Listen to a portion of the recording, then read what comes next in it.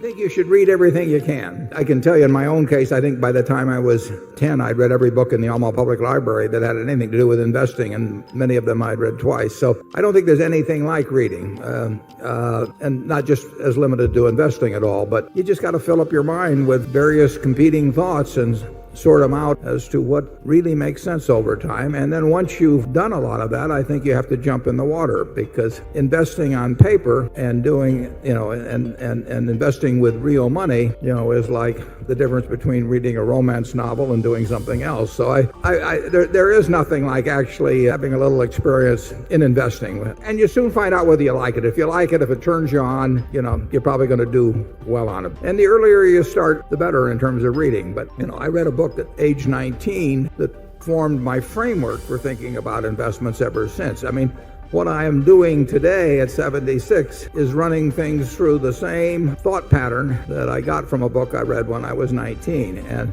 I read all the other books too, and you have to read a lot of them to know which ones really do jump out at you and which ideas jump out at you over time. So I would say that read and then on a small scale in a way that can't hurt you financially, do some of it yourself. Charlie? Well, Sandy Gottesman, who is a Berkshire director, runs a large, successful investment operation. You can tell what he thinks causes people to learn to be good investors by noticing his employment practice. A young man, Sandy, he asks a very simple question, no matter how young the man is. He says, what do you own and why do you own it? And if you haven't been interested enough in the subject to have that involvement already, why, he'd rather you go somewhere else. It's that whole idea that you own a business, is vital to the investment process. And if you were going to buy a farm, you'd say, I'm buying this 160-acre farm because I expect that the farm will produce 120 bushels an acre of corn, or 45 bushels an acre of soybeans, and I can buy the fertilizer. You go through the whole process. It'd be a quantitative decision, and it would be based on pretty solid stuff. It would not be based on, what you saw on television that day. It would not be based on,